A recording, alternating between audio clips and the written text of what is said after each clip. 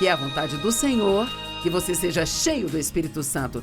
E para você orar e desfrutar do benefício desses dons do Espírito, como o Espírito desejar.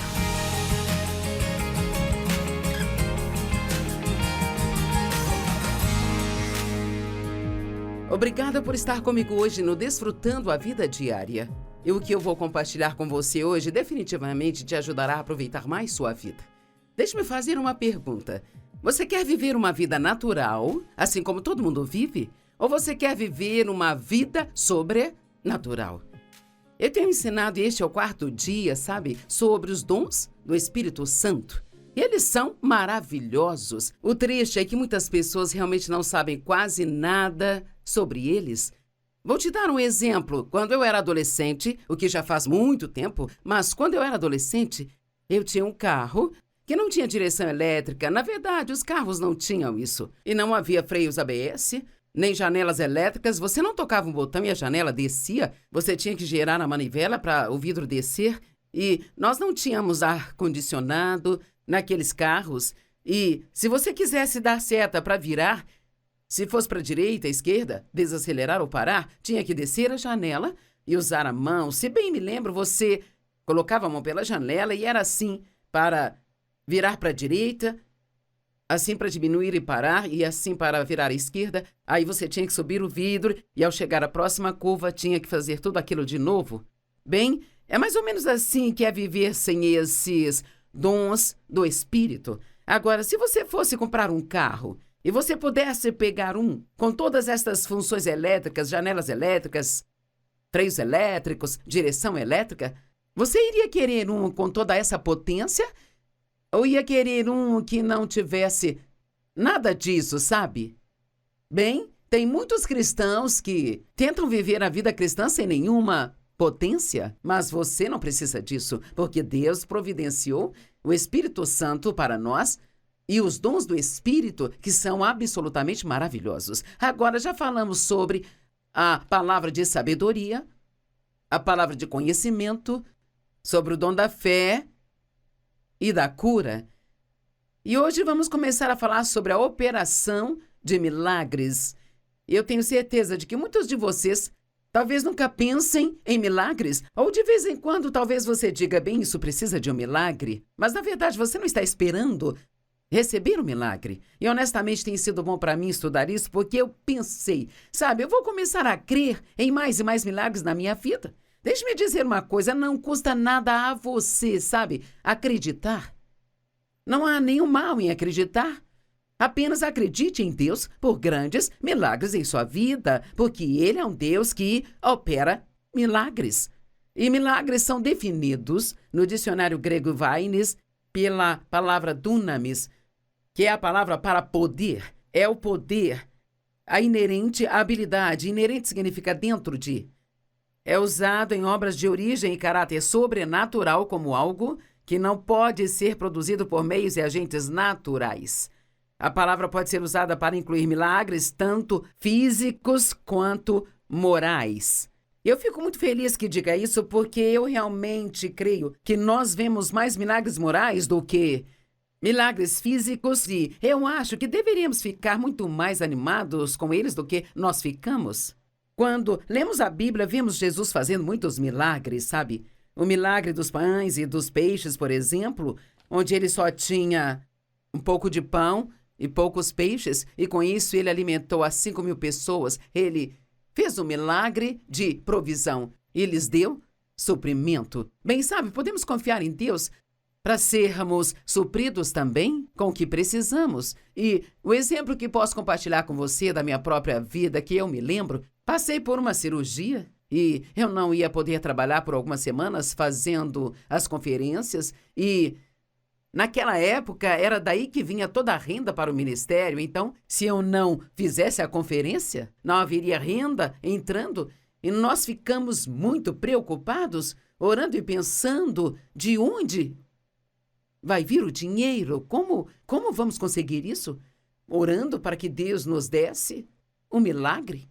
Eu estava sentada numa poltrona inclinando para trás e a campainha tocou. Claro, eu não fui atender, o meu marido que foi. E eu o ouvi falando com alguém na porta e ele voltou e me deu um cheque de $10.000. Uau!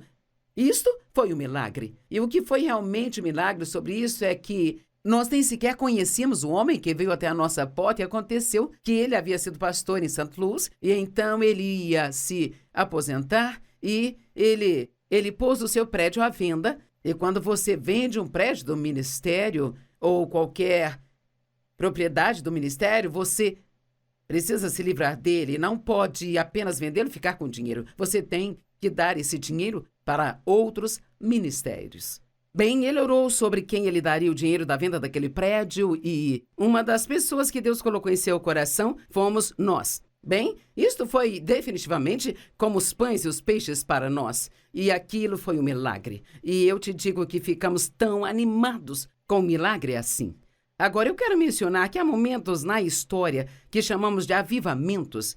E você pode estudar ou encontrar online ou ler livros a respeito. E houve diferentes épocas de milagres.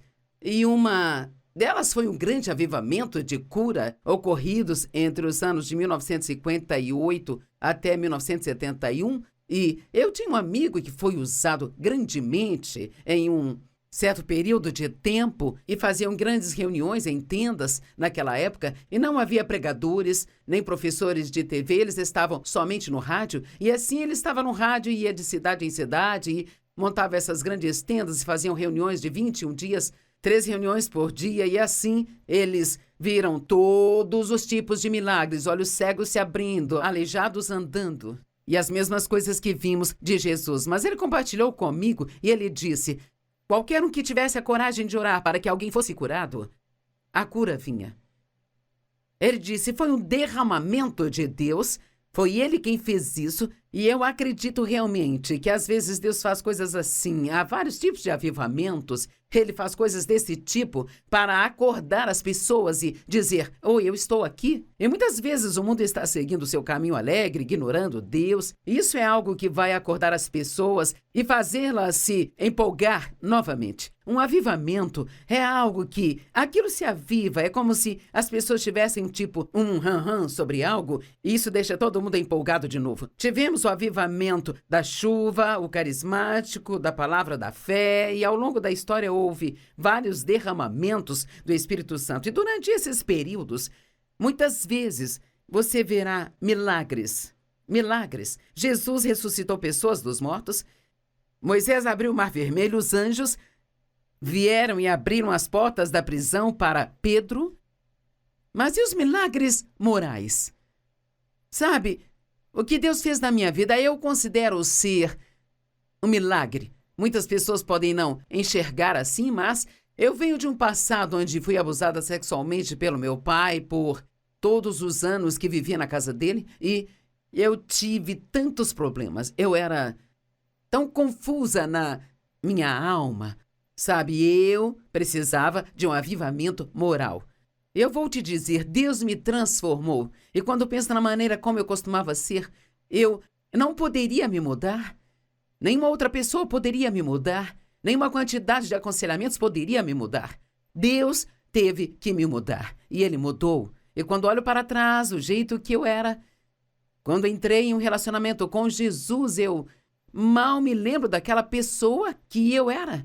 E quando penso no meu pai que foi tão mal durante toda a sua vida, e ele usava um linguajar imundo, terrível, ele apenas odiava as pessoas. E quando ele tinha 83 anos, eu tive o privilégio de conduzi-lo ao Senhor. Não vou entrar em detalhes, mas foi uma grande honra poder fazer isso, sabe? Dave e eu, nós o batizamos. Eu vi uma grande mudança naquele homem. Isto não foi nada senão um milagre moral. E imediatamente ele parou de usar palavrões. E aquele homem que tinha sido tão mau, na verdade, tornou-se um homem muito doce. Deixe-me perguntar uma coisa. Você já teve um milagre moral em sua vida?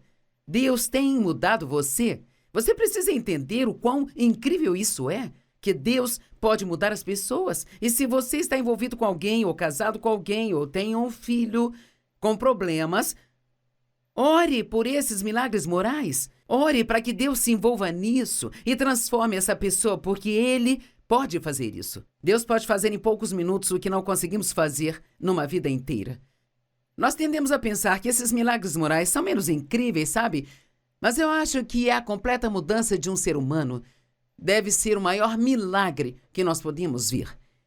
O evangelista da cura que eu estava falando mais cedo, que era um amigo meu, que foi usado por Deus durante esses avivamentos de tenda aí no rádio, sabe? Ele compartilhou comigo uma vez, e ele disse que ele tinha visto olhos cegos sendo abertos e todos esses tipos de coisas, mas ele disse, Joyce, eu quero te dizer.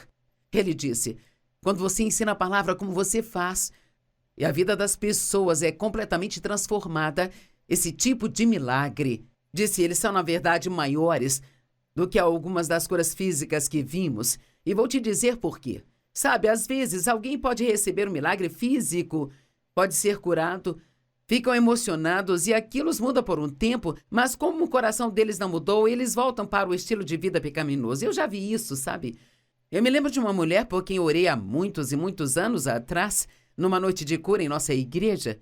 Eu orei por ela e coloquei as mãos nela e eu senti o poder de Deus sair de mim e então aquela mulher foi curada imediatamente. Ela foi curada. Ela sabia, eu sabia, mas depois de 2 meses aquela mulher voltou ao estilo de vida pecaminoso que ela estava vivendo. Então, eu creio que quando Deus nos muda por dentro, quando muda o nosso coração, Ele muda a nossa natureza. E a Bíblia diz, e aquele que está em Cristo, nova criatura é, as coisas velhas se passaram e eis que tudo se fez novo. Acho que precisamos ficar muito entusiasmados com o que Deus pode fazer na vida de uma pessoa. Mas vamos orar por mais milagres. Vamos todos começar a crer em Deus por mais milagres. Sabe, eu tive um câncer de mama há 30 anos atrás. Felizmente não chegaram as minhas linfas e então eu não precisei de quimioterapia, nem rádio, nem nada disso.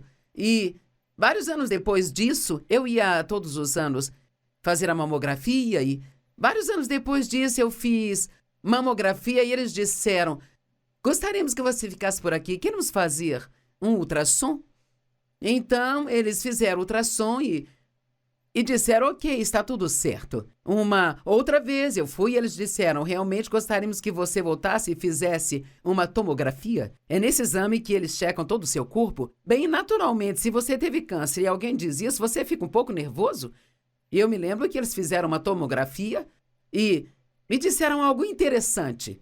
Me disseram, pedimos que você fizesse isso porque nós vimos alguns pontos na sua coluna e parecia que o câncer que você teve havia dado metástase na sua coluna. E então eles me disseram, eles foram curados. E não deram crédito a Deus, é claro. Eles apenas, por alguma razão, eles apenas se curaram ou simplesmente desapareceram. Bem, quer saber? Eu acredito que foi Deus que me curou de algo que eu nem sabia que eu tinha. E sabe, se você crê em Deus por milagres, Ele pode vir e curar você, Ele pode fazer algo grande na sua vida, sem você sequer ter percebido que tinha um problema. Eu acho que precisamos crer em Deus por milagres e precisamos crer todos os dias, sabe? A Bíblia diz em Tiago 4:2, você deseja, mas você não tem. Então você mata e cobiça, mas não consegue o que quer. Então briga e luta. Você não tem porque você não pede a Deus o que você quer. Oh, eu amo esta parte das Escrituras. Você não tem porque você não pede. Lembre-se, não te custa nada pedir. Você pode pedir para ser curado, pode pedir milagres a Deus. Na verdade, a Bíblia diz que devemos cobiçar ou seriamente e profundamente desejar esses dons do Espírito. Então, mesmo que você não entenda completamente sobre o que eu estou falando, comece a pedir a Deus todos os dias. Dê-me os dons do Espírito. A Bíblia diz que Ele dá os dons do Espírito como Ele quer para o bem e a edificação de todos. Você pode se beneficiar tanto de coisas como receber uma palavra de conhecimento ou de sabedoria. Você não tem porque você não pede. Agora, o próximo dom que vamos estudar é o dom da profecia.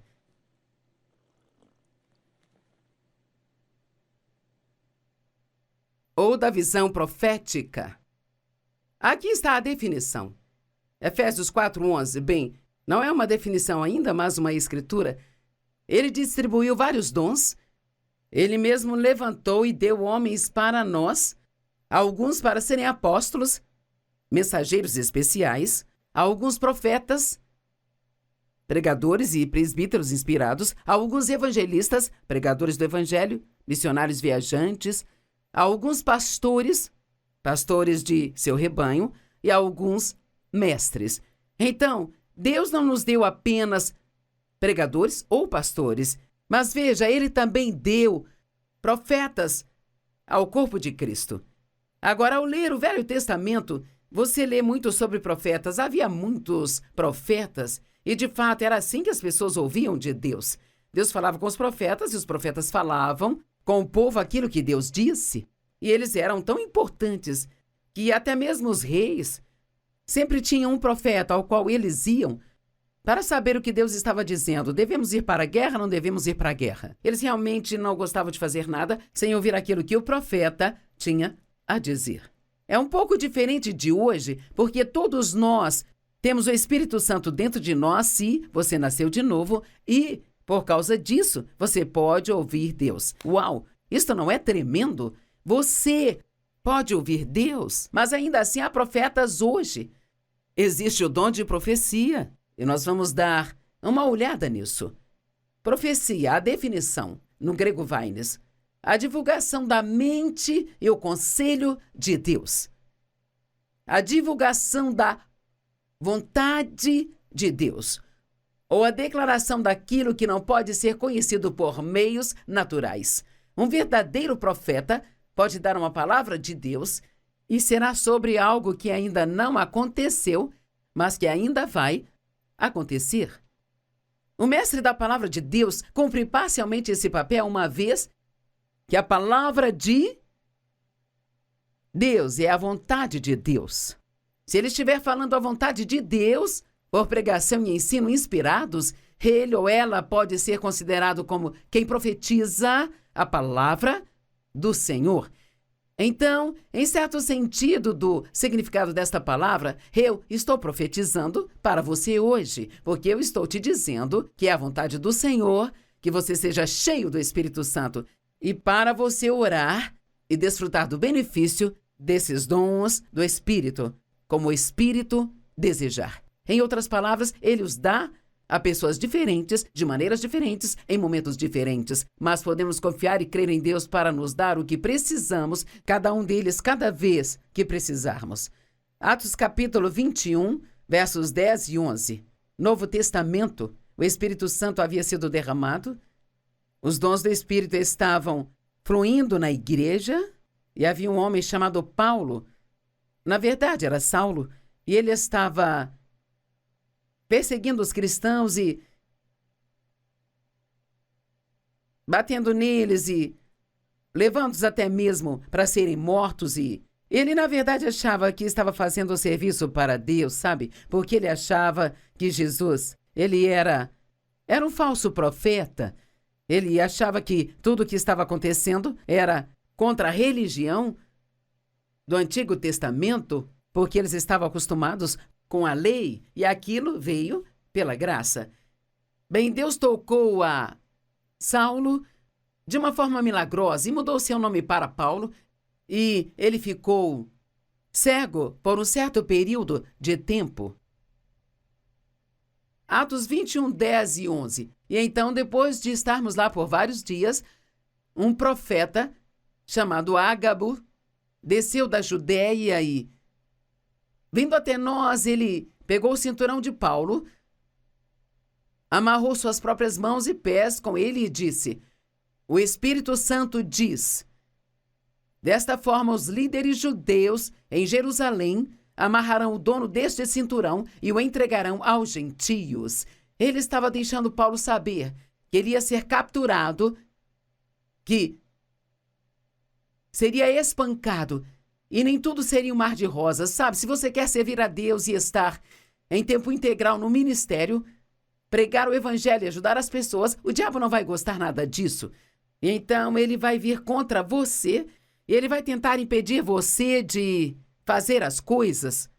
Quando eu estava começando no ministério, na verdade, antes mesmo de eu ter o ministério público, eu só ensinava alguns estudos bíblicos caseiros e eu confiava em Deus e cria em Deus, porque eu sentia que eu estaria um dia ensinando para o mundo todo como eu estou fazendo agora. Mas foram muitos anos que eu fiquei esperando e durante todos esses anos eu recebi muitas profecias dadas a mim por pessoas que operavam no ofício de profeta.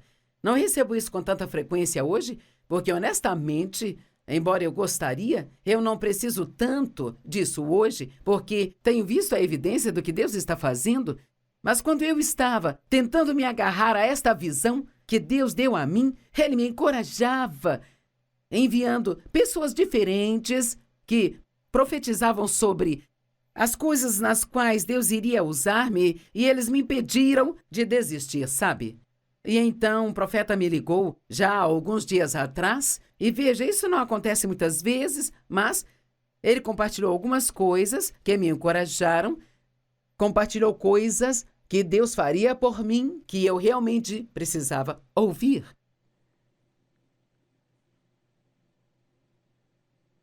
E em 1 Coríntios 14, Paulo dá instruções sobre como os dons do Espírito devem operar na igreja. Tenha em mente que na igreja primitiva esses dons haviam acabado de serem derramados e isso estava causando reboliço. No minuto falaremos sobre as línguas e a interpretação de línguas, e isso também estava acontecendo junto às pessoas recebendo estas profecias e trazendo palavras na igreja, se levantavam e profetizavam. E assim, Paulo deu algumas instruções sobre como essas coisas devem operar para que elas não causem confusão. E assim, por exemplo, ele disse: 2 ou 3 profetas devem falar e outros devem pesar cuidadosamente o que foi dito. Na verdade, eu quero ler os primeiros 5 versos de 1 Coríntios 14. Siga o caminho do amor e deseje ansiosamente os dons do Espírito. Você tem desejado ansiosamente os dons do Espírito? Você tem orado para que Deus dê a você os dons do Espírito, especialmente o da profecia? Ele disse, especialmente ore para que possam profetizar. Pois quem fala em línguas não fala com o povo, mas fala com Deus. Na verdade, ninguém os entende, pois fala em mistérios pelo Espírito. Mas aquele que profetiza fala com o povo para o fortalecimento, encorajamento e conforto. Agora, quero dizer que há o ofício de profeta, e isto é uma coisa diferente de uma pessoa que profetiza. Agora, existe o profeta como eu, que eles ensinam a palavra de Deus, profetizam a palavra de Deus. Pode ser alguém que traz uma palavra de encorajamento, mas isso não é como operar no ofício de profeta. Paulo não nos diz para orar, para sermos profetas. Ele diz, orem para que vocês profetizem. Ele queria que as pessoas entendessem o que estava sendo falado. Aquele que profetiza fala com as pessoas para seu fortalecimento, encorajamento e conforto. Qualquer um que fale em língua edifica a si mesmo, mas aquele que profetiza edifica a igreja. Então Paulo diz, eu gostaria que cada um de vocês falasse em línguas, e eu sei agora, alguns de vocês estão assim, uau, espera um minuto. Eu ouvi que essa coisa de falar em línguas é coisa do diabo. Bem, não, não é. Paulo disse, eu gostaria que cada um de vocês falasse em línguas. Paulo disse isso e ele escreveu 2 terços do Novo Testamento. Eu gostaria que todos vocês falassem em línguas, mas eu prefiro que vocês profetizem. Eu prefiro que vocês divulguem a vontade de Deus a partir da sua palavra. Aquele que profetiza é maior do que aquele que fala em línguas, a menos que alguém o interprete, para que a igreja possa ser edificada. Uau! Com certeza alguns de vocês nunca ouviram falar disso e estão falando, uau! Do que será que essa mulher está falando?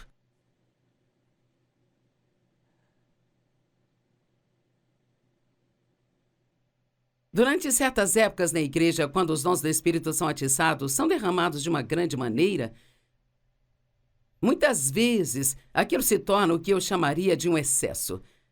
Vamos pegar, por exemplo, o dom de profecia das pessoas. Acho que esse é provavelmente um dos dons que pode realmente causar problemas mais do que qualquer outro, porque é muito fácil chegar até alguém e dizer: eu tenho uma palavra de Deus para você, e dizer algo a eles. Digamos que alguém vem até você e diz: você vai ter uma oportunidade muito em breve de ir para o campo missionário. Mas se isso nunca acontecer, então essa pessoa que te entregou essa palavra, ela não estava te dando uma palavra de Deus, sabe? E eu vi um ministro uma vez dizer a um homem que havia recebido uma sentença de morte com câncer: assim diz o Senhor, você vai viver e não vai morrer. Mas o homem morreu. Então, obviamente, esse homem tinha um bom coração. Ele queria encorajar aquele senhor, sabe? Mas o que ele falou, isso veio dele, não veio de Deus. Agora, amanhã vamos falar mais sobre essas coisas. Quero que você nos sintonize, porque não quero que você fique confuso. Eu quero que você entenda o que estou te ensinando.